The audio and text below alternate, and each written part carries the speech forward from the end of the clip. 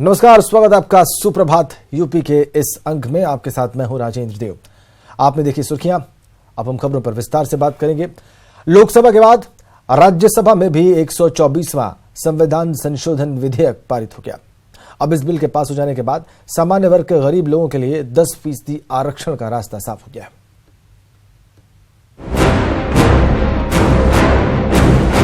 मोदी सरकार ने सामान्य वर्ग के गरीब लोगों को 2019 के शुरुआत में बड़ा गिफ्ट दिया है। लोकसभा के बाद राज्यसभा में भी सामान्य वर्ग के गरीबों के आरक्षण से संबंधित संविधान संशोधन बिल राज्यसभा में पास हो गया, जिसके बाद अब सामान्य वर्ग के गरीब लोगों को सरकारी नौकरियों और शैक्षणिक संस्थानों में आरक्षण मिलने लगेगा। ऐसे संवैधानिक प्रावधान किया जा रहा है इस संविधान संशोधन विधेयक के माध्यम से कि उन लाखों परिवार के ऐसे सामान्य वर्ग के लोगों को जो गरीबी रेखा के आसपास अपना जीवन यापन करने के लिए मजबूर है, उनको इससे शैक्षणिक संस्थाओं में और सरकार की सेवाओं में नौकरियों में आरक्षण का लाभ मिलने लगेगा। इस बिल के पास होने पर पीएम मोदी ने ट्वीट कर कहा कि वो राज्यसभा में बिल को मिले समर्थन से काफी खुश हैं और ये सामाजिक न्याय की जीत है। सामान्य वर्ग के गरीबों को 10% आरक्षण पर मोहर लगाकर सबका साथ सबका विकास के मंत्र को और मजबूत करने का काम किया गया है। बता दें कि लोकसभा के बाद राज्यसभा में 124वां संविधान संशोधन विधेयक पेश किया गया था। बिल में सामान्य वर्ग के लोगों को नौकरियों और शिक्षा में आर्थिक आधार पर 10% आरक्षण देने का प्रावधान है। इस पर राज्यसभा में करीब 8 घंटे चर्चा हुई और 30 से ज्यादा नेताओं ने अपनी बात रखी। राज्यसभा में वोटिंग हुई और इस बिल के पक्ष में 165 वोट पड़े, जबकि विरोध में सिर्फ 7। अब राज्यसभा से पास हो जाने के बाद इस बिल को मंजूरी के लिए राष्ट्रपति के पास भेजा जाएगा और राष्ट्रपति की मंजूरी के बाद से कानून बन जाएगा। Bureau report, news 18 network. इस बिल पर सत्ता पक्ष और विपक्ष की मिलीजुली प्रतिक्रिया दिखाई दी। हिंदुस्तान में ऐतिहासिक दिन के रूप में जाना जाएगा। संसद ने संविधान संशोधन विधेयक को पारित किया है और इस विधेयक के पारित होने के बाद हम अगले कुछ दिनों में ही इससे संबंधित आगे की कार्रवाई कर लेंगे और सामान्य वर्ग के गरीब तबके के लोगों को शैक्षणिक संस्थाओं में और भारत सरकार और राज्य सरकार की सेवाओं में 10% आरक्षण देने की कार्रवाई करेंगे। लोकसभा राज्यसभा में त्वरित रूप से हमने जिस प्रकार से पैसेज देखा इस बिल का, प्रधानमंत्री जी को, सभी सांसदों को हार्दिक शुभकामना, बधाई।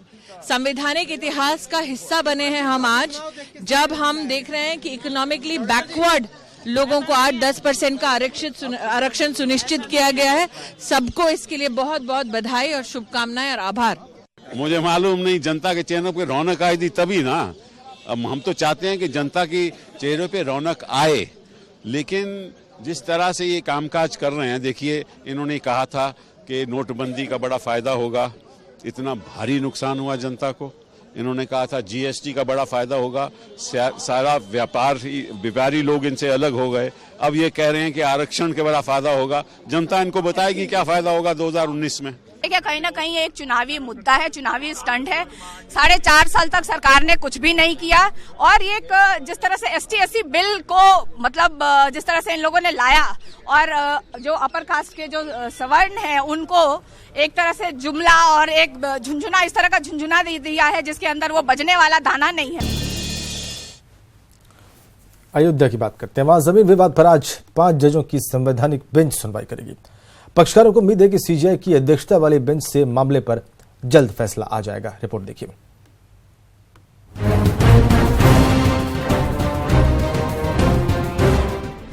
अयोध्या जमीन विवाद मामले में आज का दिन काफी अहम साबित होने वाला है,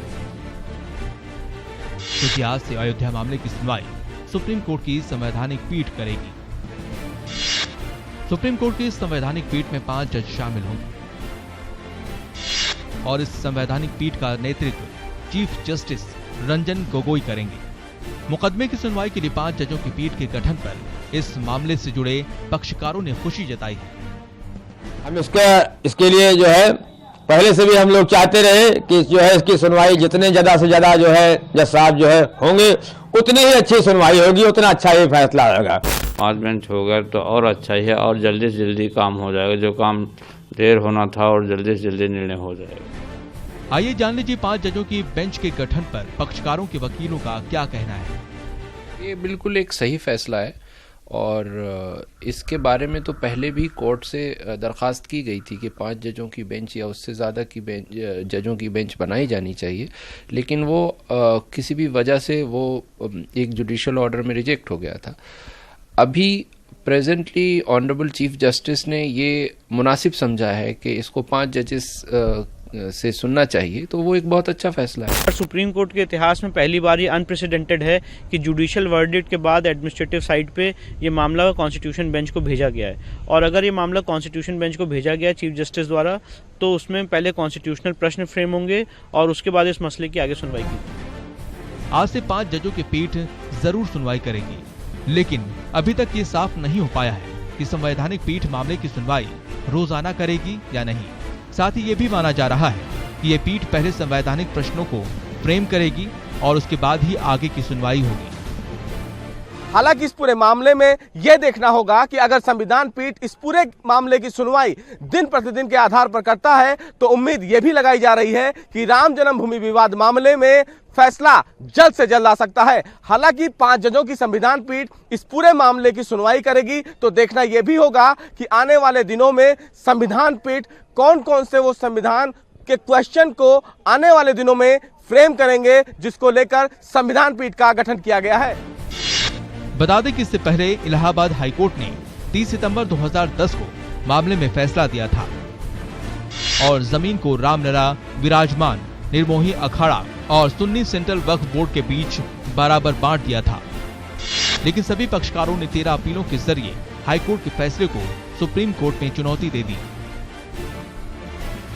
जिसमें 4 जनवरी को ही पिछली सुनवाई में सुप्रीम कोर्ट ने इस मसले की सुनवाई के लिए बेंच गठित करने की बात कही थी और मंगलवार को 5 जजों की संवैधानिक पीठ का गठन कर दिया।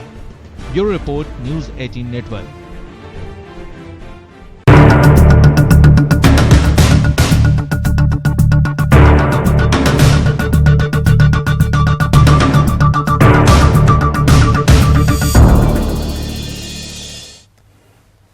चलिए अयोध्या से आगे बढ़ते हैं और राजनीति की बात कर लेते हैं।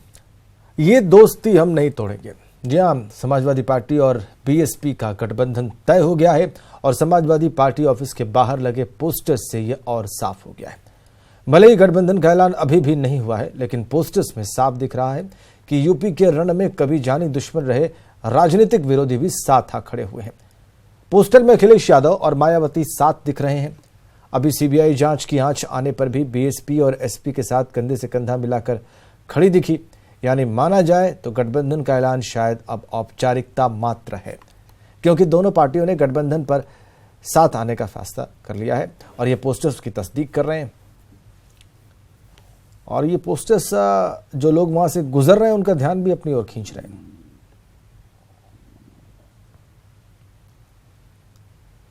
इधर बुधवार को आगरा रैली के दौरान प्रधानमंत्री मोदी ने इशारों में समाजवादी पार्टी बीएसपी पर जोरदार हमला बोला। कहा जो नजरें नहीं मिलाते थे वो आज चौकीदार के डर से हाथ मिला रहे। स्पष्ट दिख रहा है उत्तर प्रदेश में तो आप ये भी देख रहे हैं कि बालू, मोरंग लेकर शोषितों वंचितों का अधिकार तक जो खा गए, ऐसे लोगों ने भ्रष्टाचार में साझेदारी का अभियान शुरू किया है। एक दूसरे के घोटालों और घपलों को छुपाने के लिए वो हाथ मिला रहे हैं, जो कभी एक दूसरे से आंख मिलाने के लिए भी तैयार नहीं थे। भाई और बहनों, राजनीतिक स्वार्थ के लिए लखनऊ के गेस्ट हाउस का वो शर्मनाक कांड, उसे भी भुला दिया गया। आगे बढ़ते हैं। आज प्रयागराज दौरे पर रहेंगे मुख्यमंत्री योगी। सुबह 9:30 बजे भमरौली एयरपोर्ट पहुंचेंगे। उसके बाद खुसरोबाग में पुनरुद्धार कार्यों का उद्घाटन करेंगे। चंद्रशेखर आजाद पार्क का निरीक्षण करेंगे। निर्मल अखाड़ा कीटगंज के संत निवास भवन का उद्घाटन करेंगे। सरस्वती कूप और सरस्वती प्रतिमा का अनावरण करेंगे। स्वच्छाग्रही और स्वच्छताग्रहियों का सम्मान करेंगे। कुंभ मेला कार्यों का लोकार्पण करेंगे और फिर शाम 4:30 बजे वाराणसी के लिए रवाना हो जाएंगे। यह है प्रयागराज दौरे का डिटेल प्रोग्राम मुख्यमंत्री का।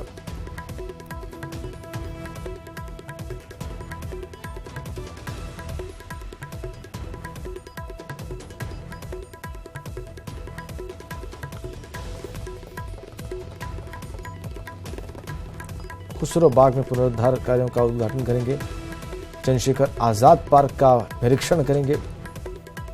इसके अलावा निर्मल अखाड़ा कीटगंज के संत निवास भवन का भी वो उद्घाटन करेंगे। हम आपको अमरोहा की तस्वीरें दिखाने जा रहे हैं। वहां पर एसआर कंपनी के पेट्रोल पंप में 5 बदमाशों ने फायरिंग करके दहशत फैला दी। फायरिंग करते हुए ये बदमाश फरार हो गए। वहीं पुलिस इस मामले की जांच में जुटी हुई है। गजरौला इलाके में यह पेट्रोल पंप मौजूद है, जिसकी तस्वीरें आप देख रहे हैं।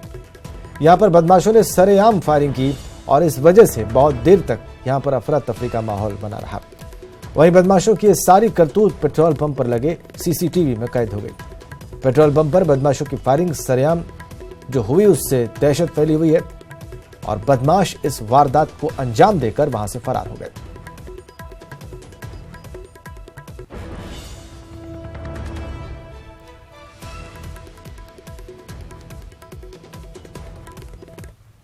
अब खबर कानपुर से है। वहां पर सत्यम विहार इलाके के बिजली ठेकेदार रविशंकर मिश्रा के घर पर बाइक सवार बदमाशों ने ताबड़तोड़ फायरिंग की और हथियार लहराते हुए फरार हो गए। फायरिंग की वारदात घर पर लगे सीसीटीवी में कैद हो गई। पीड़ित ठेकेदार ने बीएसपी के पूर्व विधायक कमलेश दिवाकर पर हत्या की साजिश का आरोप लगाया है। आपको भी बताएं कि कुछ दिनों पहले ही पीड़ित ठेकेदार ने पूर्व विधायक पर अपहरण कर सादे कागजों पर दस्तखत कराने का मामला दर्ज किया था। इसके बाद से उन्हें लगातार धमकियां मिल रही थी। सूचना के बाद पुलिस मामले की तहकीकात में जुटी हुई है।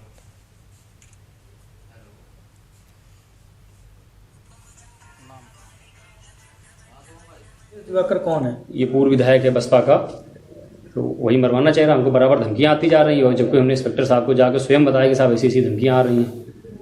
और जो अभी हमने 16 तारीख को मुकदमा लिखा गया है, उस मुकदमे को लेकर बराबर धमकी आ रही। समझौता का तो हमने कहा जो हमारा हिसाब है हिसाब कर लो बैठ के, जो हमारा निकले लेन करो।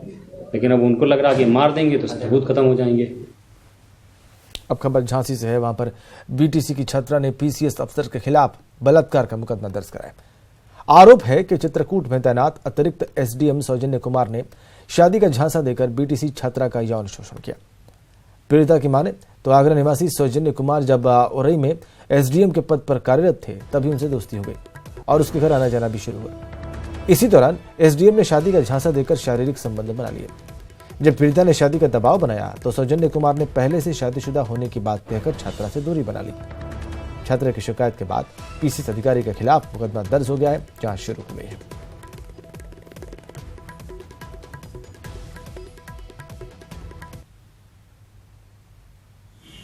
कि चित्रकूट में तैनाती एक अधिकारी के द्वारा जो आरोप लगाए गए हैं, थाना नवाबाद पर अभियोग पंजीकृत है। निष्पक्ष विवेचना के निर्देश दिए जा चुके हैं। अब खबर रामपुर से। वहां पर नौकरी दिलाने के नाम पर दुष्कर्म करने का मामला सामने आया है। दुष्कर्म करने का आरोप सोनीपत हरियाणा के एनएसजी कमांडो कुलदीप पर है। आरोपी कमांडो ने पीड़ित युवती को धमकी दी है कि अगर उसने कोई कार्रवाई की तो उसके अश्लील फोटो और वीडियो वो नेट पर डाल देगा। पुलिस ने आरोपी कमांडो के खिलाफ मुकदमा दर्ज करके जांच शुरू कर दी है।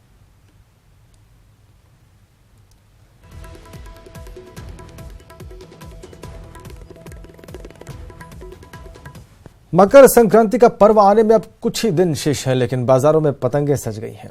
इस बार भी ये पतंग राजनीति के पूरे रंगों से सराबोर है।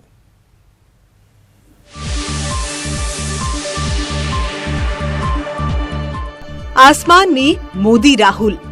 हर साल की तरह 14 जनवरी को आने वाली मकर संक्रांति को लेकर पूरे देश में फेस्टिव माहौल तैयार हो गया है।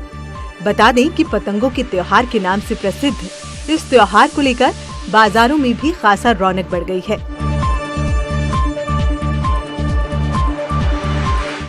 पतंग और राजनीति का आपस में गहरा नाता है और ये बात गुजरात के राजकोट में सजा पतंगों का बाजार बेहद भली भांति समझता है। और यही कारण है कि यहाँ बिक रही पतंगों पर राजनीति का रंग पूरी तरह चढ़ा नजर आ रहा है। इस बार पीएम नरेंद्र मोदी और राहुल गांधी की तस्वीरों वाली पतंग यहाँ की खास रौनक है। कुछ ही महीनों में लोकसभा चुनाव होने हैं। इसी को भुनाते हुए मकर संक्रांति पर ऐसी क्रिएटिविटी भी की जा रही है। मोदी बनाम राहुल वाली पतंगों की खास बात ये है कि इन तस्वीरों के साथ लिखा है किसमें कितना है दम। लोगों के मुताबिक चुनावी मैदान में मोदी राहुल के बीच घमासान के बाद अब आसमान में इन दोनों के बीच कड़ी टक्कर होगी। हालांकि ऐसा नहीं है कि राजकोट की पतंग बाजार में केवल मोदी राहुल ही छाए हैं। इस बार अमित शाह, सरदार वल्लभ भाई पटेल की स्टैच्यू वाली पतंगे भी लोकप्रिय हैं। और तो और बाहुबली भी खासी चर्चा में है। विक्रेताओं का कहना है कि इन सभी पतंगों में से सबसे ज्यादा डिमांड मोदी और राहुल वाली पतंगों की है, इसलिए इनकी ज्यादा से ज्यादा बिक्री हो रही है। इस साल विश्व के सबसे बड़ी प्रतिमा वाली मूर्ति वाली पतंग आई है सरदार वल्लभ भाई की, और 2019 में चुनाव आने वाला है। उसमें नरेंद्र मोदी और राहुल गांधी जी की आमने सामने मुख वाली पतंग आई है, वो मार्केट में बहुत जोरों से चल रही है। इस तरह का ट्रेंड पिछले साल 2018 में आया था। उस दौरान भी पीएम मोदी और राहुल गांधी वाली पतंगे खूब बिकी थीं। मोदी बनाम राहुल पतंगे काफी चर्चा में रही थीं। इन पतंगों को लेकर लोगों के बीच भी काफी दिलचस्पी देखी जा रही है। Bureau report, news 18। शंकराचार्य की सेना कहलाने वाले सभी अखाड़ों का अपना अपना इतिहास रहा है। उसी में शामिल है निरंजनी अखाड़ा। कहा जाता है कि निरंजनी अखाड़े के नागा सन्यासियों ने सनातन धर्म की रक्षा के लिए कई बार मुगलों और अंग्रेजों से लोहा लिया और अपने प्राणों की आहुति दी। आइए आज हम आपको बताते हैं ऐतिहासिक निरंजनी अखाड़े के बारे में।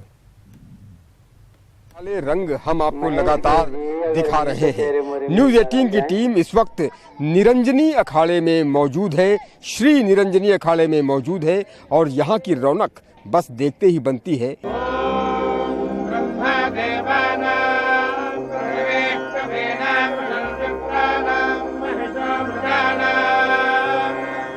चारों ओर भगवा ध्वज लहरा रहा है। निरंजनी अखाड़े में संतों ने डेरा डाल रखा है। अखाड़े की टेंट सिटी में देश के विभिन्न भागों से आए साधु संत बैठकर चर्चा कर रहे हैं। अखाड़ा परिसर में श्रद्धालुओं के दर्शन के लिए एक मंदिर भी बनाया गया है। ये नजारा निरंजनी अखाड़े का है, जिसमें 10,000 से ज्यादा नागा सन्यासी और 1,000 से अधिक महंत और श्री महंत हैं। इनमें नियमबद्ध महामंडलेश्वर की संख्या ज्यादा है। उनकी शाखाएं प्रयाग, हरिद्वार, उज्जैन व त्र्यंबकेश्वर तथा ओमकेश्वर, उदयपुर व ज्वालामुखी में है। उनके स्नान का समय पहली बोर होते ही शुरू होता है। निरंजनी अखाड़े पर खड़े द्वारपालों को देखने के लिए दूर दराज से लोग आते हैं। ये गुरु महाराज के हम 4 द्वारपाल होते हैं। नियुक्ति होती है कि इनको कोई छुए नहीं, इनकी सुरक्षा है, कोई बिना आज्ञा के इनको डिस्टर्ब भी ना करे, ना कोई जो परंपराएं होती हैं पूजा की, उसकी सुरक्षा के लिए हमारे जो पुजारी होते हैं उनको कोई छू ना पाए, और जो भेंट आती है वो गुरु महाराज की ही उसमें भंडारे में है, कहीं कहीं लगाते हैं। ये सुरक्षा हम गुरु महाराज की कर रहे हैं। गुरु गद्दी है ये, जिसका सुबह 3 साढ़े 3 बजे नहा धोके पुजारी आके खोलता है। उसके बाद 5 बजे तक अब आरती होती है, स्तुतियाँ होती हैं, ये प्रतिक्रिया चलती रहती हैं।